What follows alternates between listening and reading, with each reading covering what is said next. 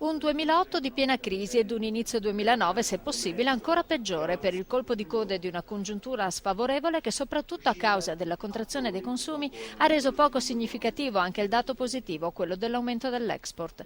Ma la nota di segno più, la prima dell'anno, arriva dai dati Istat che proprio ieri hanno dato per l'economia italiana un più 1,1%.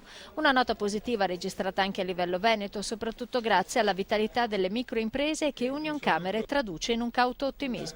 È cambiato il senso di marcia, ritengo che dopo le vacanze estive ci sarà un imbalzo tecnico e a seguire poi una ripresa. La ripresa chiuderebbe i conti con un 2008 che nel rapporto presentato nella sede della Camera di Commercio di Padova ha avuto un saldo in negativo sotto ogni punto di vista e che nei primi 3 mesi del 2009 ha conosciuto una nuova flessione nel comparto della produzione industriale e del manifatturiero.